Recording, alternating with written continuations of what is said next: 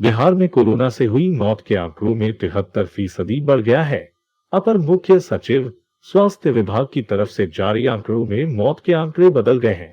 Corona से अब तक 9,375 मौत की सूची जारी की गई है। हालांकि सरकार 7 जून तक 5,424 मौत बता रही थी।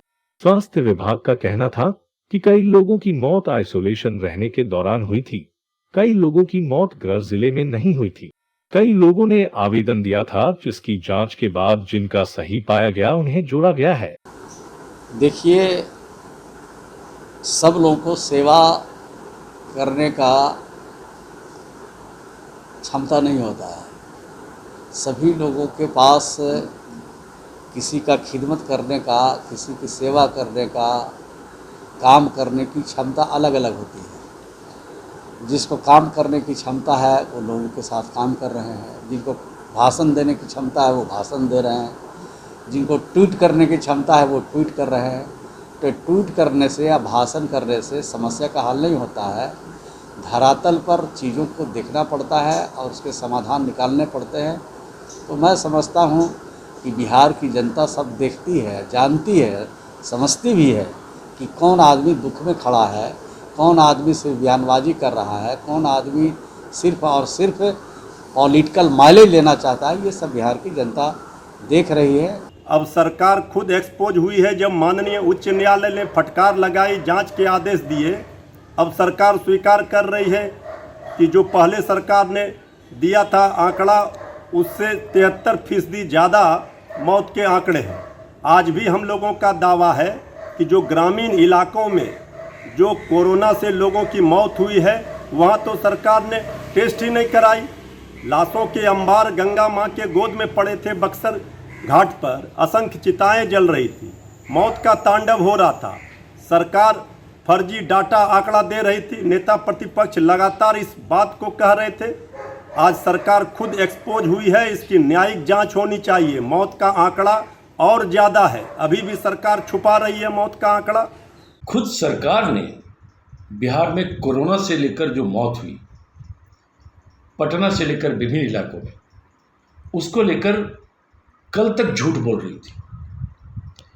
पटना का ही अगर आंकड़ा देखें तो सरकार ने बताया कि 7 जून को 1200, 8 जून को बता दिया कि नहीं, पटना में 2200 लोगों की मौत हुई। जबकि जो कोरोना प्रोटोकॉल के तहत दाह संस्कार सरकार ने कराए हैं, उसके आंकड़े करीब 3200 हैं। तो ये जो फर्क है आंकड़ों में, वह यह बताने को पर्याप्त है कि बिहार सरकार और उसका सिस्टम जो पूरी तरह से करप्ट हो चुका है, कई मामलों में कोरोना से हुई मौत को लेकर भी फर्जीवाड़ा दिखा रही है।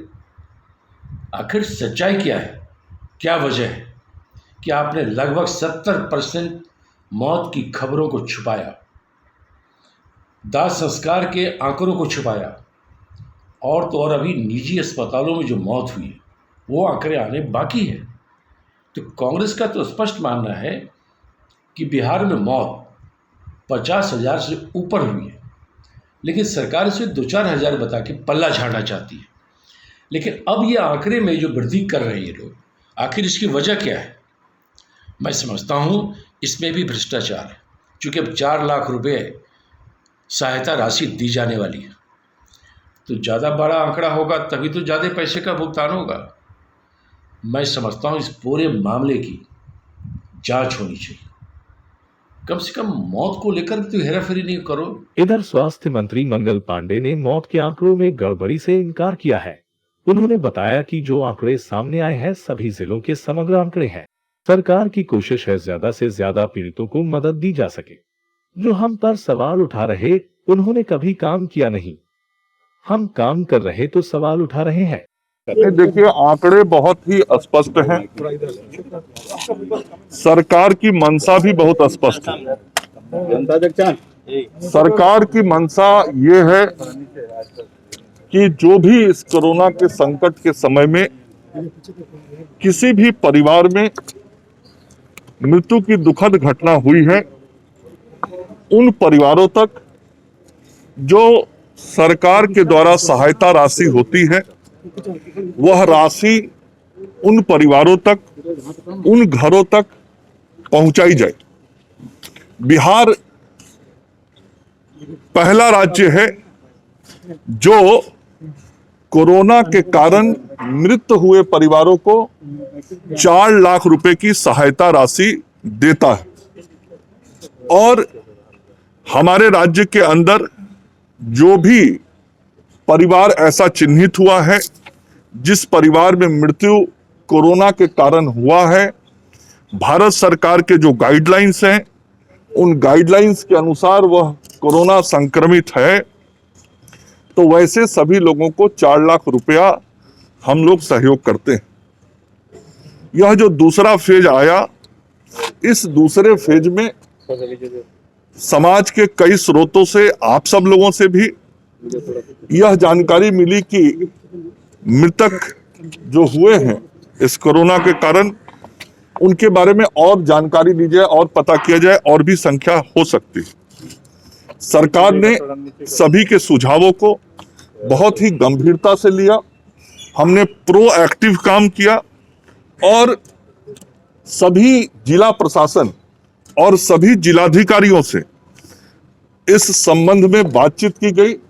उनको यह निर्देश दिया गया कि आपके जिले में जो भी संस्थागत मृत्यु कोरोना के कारण भारत सरकार के गाइडलाइन के अनुसार जो हुआ है, उसका संस्थानवार आप जानकारी पता करें और कोई छूटे नहीं, ऐसी कोशिश होनी चाहिए। क्योंकि हमारी मंशा लोगों को ढूंढकर उनके घरों तक इस संकट के समय में, इस आपदा के समय में राहत पहुंचाना है। हमारे मुख्यमंत्री जी बराबर कहते हैं कि सरकार का जो खजाना है उस खजाने पर आपदा पीड़ितों का सबसे पहला अधिकार है और यह काम सभी के सुझाव पर किया गया। पिछले 15-20 दिनों में सभी जिला प्रशासन के लोगों ने, जिलाधिकारी ने इसकी मॉनिटरिंग की और रिपोर्ट तैयार करके मुख्यालय को भेजा। जो रिपोर्ट तैयार किया गया, फिर उसको इकट्ठा एक जगह किया गया, सभी जिलों के आंकड़ों को एक साथ जोड़ा गया और समाज के सामने, राज्य के सामने, सभी के सामने वो आंकड़े कल हमारे विभाग के प्रधान सचिव के द्वारा प्रस्तुत किए गए। बताया गया कि क्या वास्तव में स्थिति है और हम लोगों ने आगे बढ़ के, सरकार ने वहीं पटना डीएम ने कहा कि कोरोना मृतकों के आंकड़ों के लिए तमाम जगहों से आंकड़े इकट्ठे किए हैं। सरकारी, निजी और श्मशान केंद्रों से, जहां से राज्य स्वास्थ्य समिति ने मृत्यु के आंकड़े इकट्ठे किए हैं, टोटल आंकड़े 2160वें आंकड़े हुए हैं। हम लोग किसी भी डेटा को छुपा नहीं रहे हैं। सभी कोरोना मृतकों को मुख्यमंत्री कोष से 4 लाख रुपए दिए जाएंगे। आंकड़ों में और सरकारी आंकड़ों में किस पर क्या कहेंगे? नहीं, हम लोगों ने तो सभी स्रोत से जो आंकड़े थे उसका अध्ययन किया और उसको कलेक्ट किया। इसमें हम लोग जो राज्य स्वास्थ्य समिति के पोर्टल पर डेटा अपलोडेड था उसको भी लिया। उसके अलावा हम लोग प्राइवेट हॉस्पिटल से भी सब पूरा डेटा लिया, गवर्नमेंट हॉस्पिटल से लिया, फिर श्मशान घाटों से भी हम लोगों ने पूरा सब डेटा लिया। इसके अलावा हम लोगों ने डिस्ट्रिक्ट कंट्रोल रूम का एक नंबर जारी किया था, लगभग 700 लोगों ने उस पर भी फ़ोन करके सूचना दर्ज कराई। तो सभी संभव स्रोतों से हम लोगों ने ये आंकड़ा कलेक्ट किया है और उसकी समीक्षा की है, मिलान किया है। और उसमें हम लोगों के जो आंकड़े थे मृत्यु के, पहले जो पोर्टल पर अपलोडेड थे वो लगभग 1178 थे और वो अभी हम लोगों के सभी स्रोतों से लेने के बाद, मिलान करने के बाद 2197 लगभग हुए हैं। और विभाग के निर्देश के अनुसार ही हम लोगों ने ये कार्य किया है और हम लोगों की कहीं मंशा नहीं है कि इस प्रकार के किसी डेटा को हम लोग हाइड करें या छुपाएं, क्योंकि मुख्यमंत्री राहत कोष से उनको 4 लाख रुपया भी पीड़ित परिवार को दिया जा रहा है और सरकार की मंशा है कि जो भी कोरोना से डेथ हुई है उनके परिवार को जरूर ये 4 लाख रुपया मिले। इसलिए सभी संभव स्रोतों से हम लोगों ने डेटा लेकर के छानबीन करके आंकड़ा इकट्ठा किया है। अब इस प्रकार की संभावना नहीं है कि कोई आंकड़े बचे हों, छुपे हों, लेकिन इसके बाद भी हमारा कंट्रोल रूम निरंतर चल रहा है और जो इन्फॉर्मेशन आ रही है हम लोग उसको वेरीफाई कर रहे हैं और जो जेन्युइन मामले रहेंगे उसको जरूर हम लोग कंसीडर करेंगे और पीड़ित परिवार को लाभ पहुंचाएंगे। सर, कई पीड़ित परिवारों का ये आरोप है कि कई प्राइवेट हॉस्पिटल्स ने उनके मरीज को, और इसकी वजह से उनकी जो अनुग्रह राशि जो है उसमें मिलने में परेशानी हो रही है।